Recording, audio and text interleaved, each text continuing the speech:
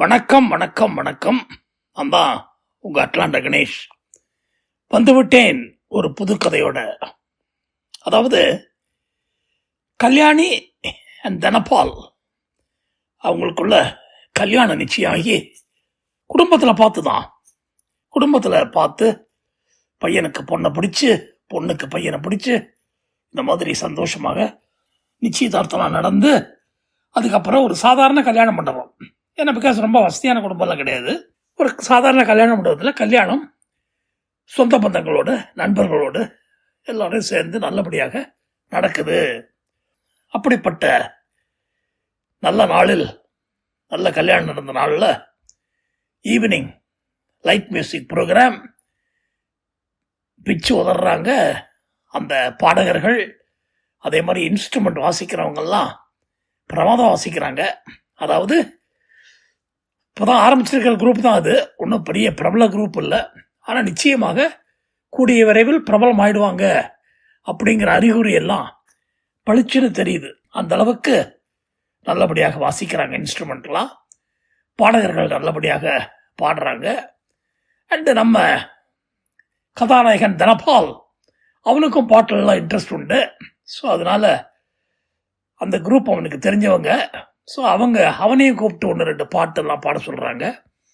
So அவனும் போயிட்டு சந்தோஷமாக சில காதல் பாட்டுகளை பாட அவன் ஒய்ஃபு கல்யாணி அப்படியே விரிஞ்ச கண்ணோடு பார்த்து, அட நம்ம ஹஸ்பண்டுக்கு இவ்வளோ திறமை இருக்கா, நான் எவ்வளோ அதிர்ஷ்டசாலி, நைட் நம்ம தூங்க போகிற போது ஏங்க 2 பாட்டு பாடுங்க அப்படின்னு சொல்லி அப்படியே தாளாட்டுற மாதிரி ஒரு பாட நம்ம தூங்கிடலாமே அப்படிலாம் அப்படியே அவனே பார்த்துக்கிட்டு இருக்கா. எல்லாரும் அவன் பாட்டுக்கு நல்லா ரசிக்கிறாங்க, கைதட்டுறாங்க. தனபால் ஒரு குட் சிங்கர் அப்படிங்கிற பெருமையில திருப்பி அவன் பக்கத்தில் இருந்து உட்கார அவளுக்கு ஒரே சந்தோஷமா இருக்கு. அவன் யாரும் பார்க்காத போது பின்னாடி அப்படியே கையை கொண்டு போய் நறுக்குன்னு நடு முதுகில் ஒரு கிள்ள அவன் திடீர்னு ஐயோ அப்படிங்க, என்னாச்சு, இல்லை ஏதோ எறும்பு ஏதோ கடிச்சிருச்சு அப்படின்னு உடனே எல்லாரும் கொல்லுன்னு சிரிக்க, அந்த எறும்பு பக்கத்திலேயே இருக்க கொஞ்சம் பெரிய எறும்பு, அது ஜாக்கிரதை அப்படின்லாம் சொல்ல அவளுக்கு வெக்கமாக போயிடுது. பாவம், நடாது யாராவது பார்க்குற அளவுக்கு நம்ம புருஷன் முதுகில் கிள்ளிட்டாரான்னு அவன் ஆடுதுன்னு கள்ளன் மாதிரி மொழின்னு பேய் முழிக்க நண்பர்கள்லாம் சமாதானப்படுத்த, இதெல்லாம் சகஜம்பா, விடுப்பா, இந்த பொம்பளைங்களுக்கு நம்ம லேசாக கிள்ளினாக்க காட்டி கொடுத்துருவாங்க, ஆனால் அவங்க செய்கிற எதையுமே நம்ம காட்டிக்க கூடாது அப்படின்ட்டு எதிர்பார்ப்பாங்க, அதனால இதை போய் பரிசுப்படுத்தாது நீ அப்படிங்கிற மாதிரி சொல்ல அவனும் அப்படி திருட்டு மொழி முடிச்சுட்டு, இல்லை எதேச்சியாக கை பட்டுடுச்சு, அப்படிதான் படும் எங்களுக்கு தெரியும், ஏன்னா நாங்கள்லாம் பட்டிருக்கில்ல எங்களுக்கெல்லாம் கைகள் அப்படின்னு சொல்லி எல்லாம் முடிது வைக்குது.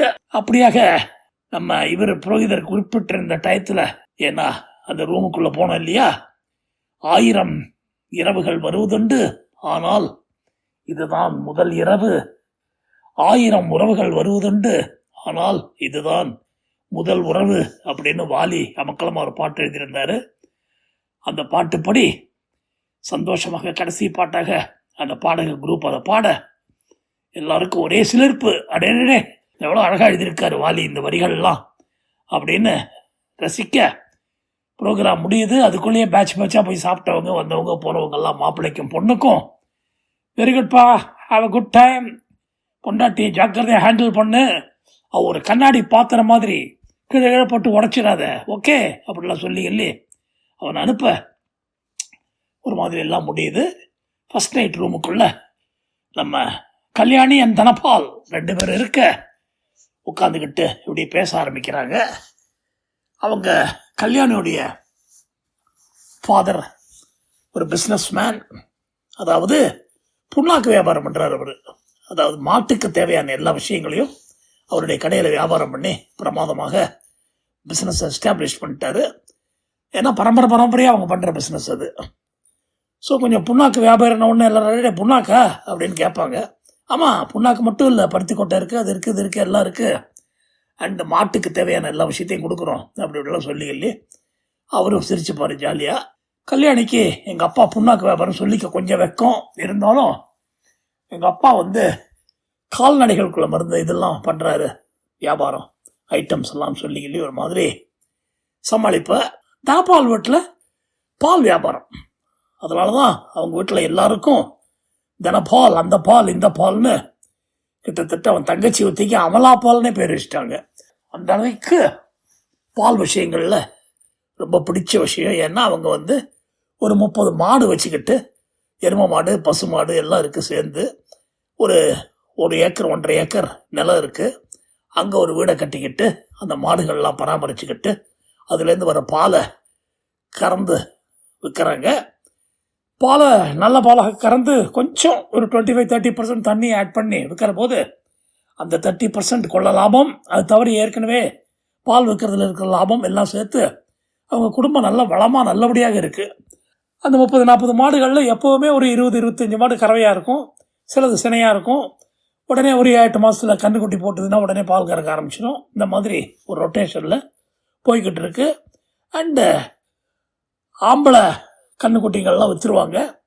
மற்றபடி கிடாரி கன்றுக்குட்டிங்கள்லாம் வச்சுக்கிட்டு அதுங்க வளர்ந்து ஒரு 3-4 வருஷத்தில் கன்றுக்குட்டி போட்டு பால் கறக்கிற அளவுக்கு பார்த்துக்கிட்டு, ஏன்னா பிகாஸ் நல்ல எக்ஸ்பீரியன்ஸ் அந்த ஃபீல்டில் எப்படி பண்ணணும் என்ன பண்ணுங்கிறதுலாம் நல்லபடியாக தெரியும் அவங்களுக்கு.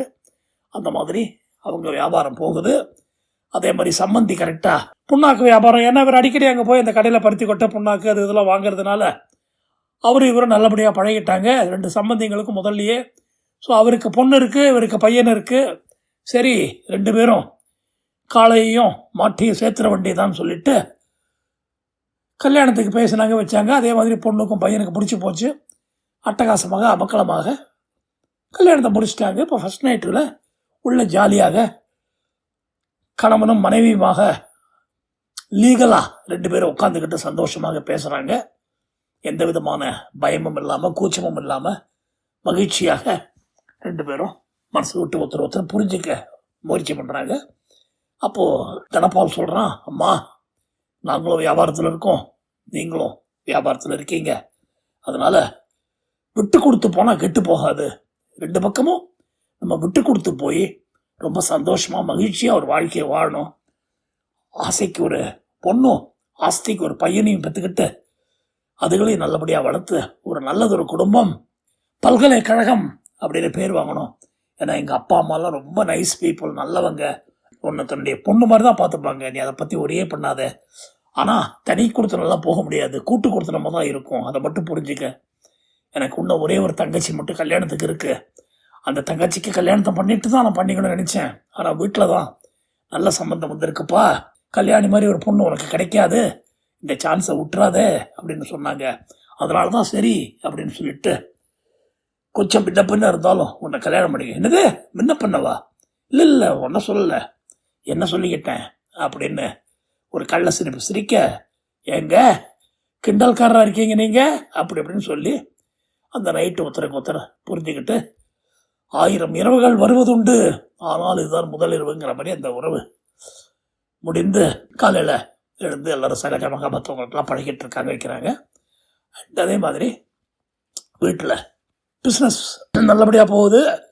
காலையில் ஒரு 4-4:30 மணிக்கெல்லாம் நம்ம தினப்பால் எழுந்து கடன்னு அப்பாவுக்கு ஹெல்ப் பண்ணுறதுக்காக மாடுகள்லாம் பார்த்துக்க போயிட்டு, மாடு கறவை எல்லாம் பாவான். அவனே நல்ல சூப்பராக நம்ம பால்காரரெல்லாம் உட்காந்துக்கிட்டு பால் கறக்கிற மாதிரி அந்த பால் குவளையில் ஸ்வாங் ஸ்வாங் ஸ்வாங் ஸ்வாங் ஸ்வாங் ஸ்வாங்னு அந்த ஆரம்பத்தில் அந்த பாத்திரத்துக்கு போகும்போது ஒரு சத்தம் வரும். அந்த சத்தத்தை ரொம்ப ரசிச்சுக்கிட்டு அந்த பாலெலாம் கறப்பான். ஒன்று நிரம்ப புது பொண்டாட்டி ஓடி வந்து அதை வாங்கி அந்த பெரிய ஒரு பாத்திரத்தில் கொண்டு போய் கொட்டிட்டு திருப்பி கொண்டு வந்து கொடுப்பேன். அந்த மாதிரி அவளுக்கும் வித்தியாசமாக இருக்குது. அவங்க அப்பா புண்ணாக்கு வியாபாரம், பருத்தி கொட்டை வியாபாரம் பண்ணுறாரு. ஆனால் இவங்க மாடையும் வச்சுக்கிட்டு இருக்காங்கங்கிறதுல அவளுக்கு ரொம்ப சந்தோஷமாக இருக்குது. அண்ட் ஹாப்பியாக இதெல்லாம் ஹெல்ப்பெல்லாம் பண்ணுற வைக்கிறா போகிற. ஆனால் ஒரே ஒரு பிரச்சனை என்னன்னு சொன்னாக்க, நம்ம தனப்பாலுக்கு பால் குடிக்க ரொம்ப பிடிக்கும், ஆனால் அதில் ஆடை இருக்கக்கூடாது.